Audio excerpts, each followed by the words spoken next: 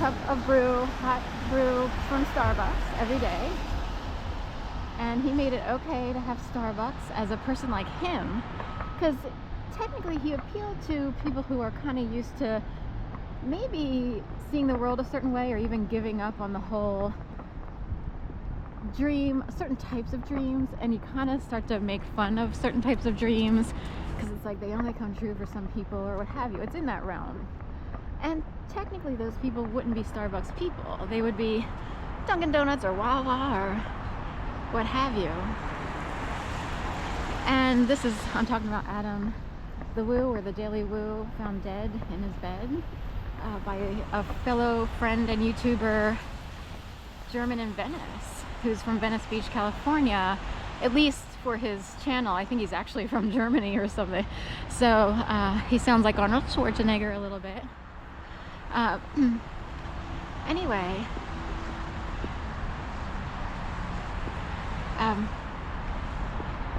he would get Starbucks every day, and he kind of made it okay for the everyday Joe Schmo to get Starbucks and to not mock Starbucks, the coffee. So, because there are still people who go against the man, counterculture, and won't buy Starbucks. This many years, Starbucks started in 1971, so it took me until the early 2000s to finally cave and buy Starbucks, or like a little later. And you know, they do have recipes that are really good, so I hate to admit it, I like Starbucks. There are still people though who are against quote unquote the man, and Starbucks represents the man because it's a yuppier idea, even though I think that's faded out over time. But in certain areas where you have to have strong protester communities, Philly is one of those places, a lot of blue collar roots and everything going on here, so they still have to hate the man, you know what I mean? So anyway, up Logan Square, which looks like a circle, they're getting dug up here. So I would go along with the conspiracy. The idea is there's a sacrifice all the time.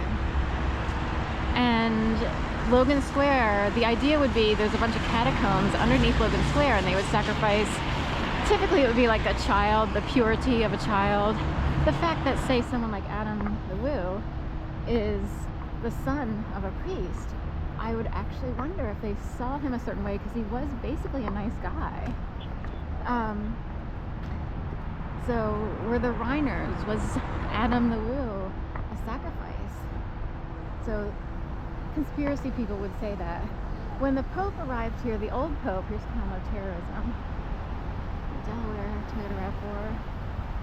When the Pope Francis was still in as Pope before he passed away, he showed up to Philadelphia in 2015, and the conspiracies run rampant because he would, you know, obviously go to the Basilica over there, and this Ben Franklin Parkway is seen as a conspiracy by conspiracy theorists. The whole route, it's a northwest route from City Hall up to the Art Museum, and it goes through the Basilica of Saints Peter and Paul. And that whole thing is used for conspiracy, and one would wonder, like, okay, they're doing a whole dig around that Logan Square.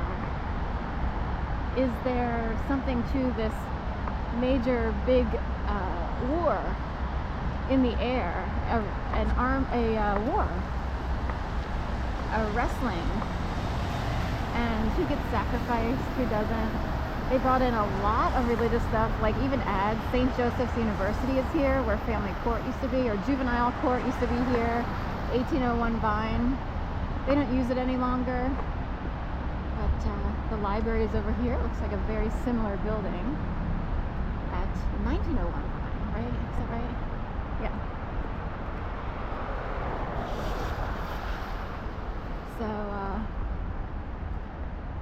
interestingly, like, what goes on at the same time, and are there coups being pulled off all the time? And at Christmas time, are there sacrifices? Or if someone could stage their death as if they were a part of a very high level, you know, or a special department of the CIA or something like that, could they go so far as to even dig up Logan Square to add to the conspiracy or to add to the uncovering of certain things going on out there in the world?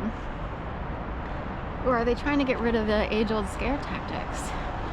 And people use conspiracy for ages. Sasquatch, Bigfoot, to scare people, and most vulnerable will be young little girls who who uncool people would see as gullible.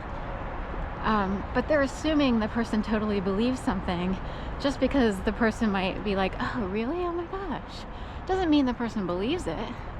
They're just sort of connecting and being nice, like niceties and stuff like that. So was there a huge movement secretly trying to get rid of all the conspiracy theories that oppress people and keep them being perceived in a world of naivety or whatever? So that's what came up here as we passed by a Catholic school for girls and heading towards the Rose Tattoo Cafe restaurant up here. I guess it's still operational, is it? I don't know when it's open, but they did a nice paint job. Anyway, Rose Tattoo, I used to work over on Broad Street, and I lived, you know, in that direction. And I used to walk along here, along Callow Hill, from 26th Street, so I lived at 2601 back then. Really cheap apartment, like $545 a month in a big, gigantic, massive building. It was a studio, it was really small. Then I would walk to work along Callow Hill to 401 North Broad. So it used to be across the street from the Inquirer building. Now it houses police precincts 6 and 9. And 6 and 9, they reverse each other if you were to see the world a certain way. So there's a constant flip or reversal going on between, I would say, church and state. That's what was presented to me. So I don't know. Anyway, I have to pick up almond milk this morning to keep my fruit smoothie challenge going beyond 30 days. We're up to 40, and it's a way to make sure I get in correct nutrition at least once a day. So, and to keep hydrated and have healthy food. They have the cheapest almond milk up here, usually at Target. More bang for your buck per se. And anyway, and also I have to replenish fruit. So we're just going bit by bit here.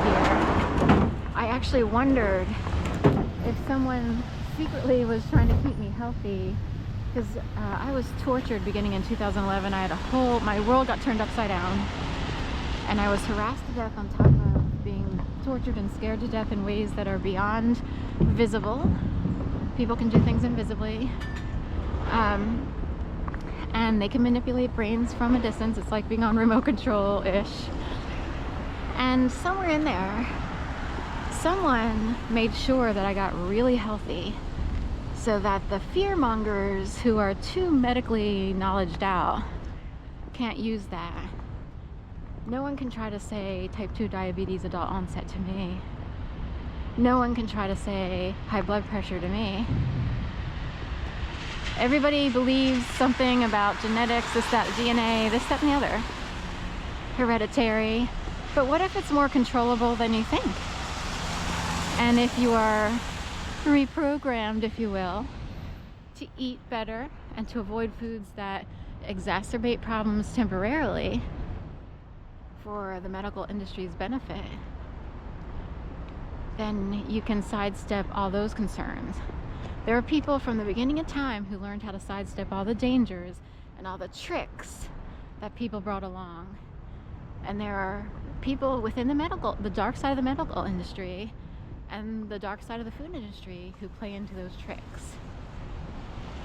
They want you to constantly be worried. So anyway, I was retrained. It's really hard to do. So I come from junk food-ish land, even though I didn't have enough money to totally buy tons of junk food. But point being, totally reprogrammed and I'll stick to the healthy food and take everything slowly and try to avoid all the tricks from whatever dark side of any industry comes along. All right, have a great day.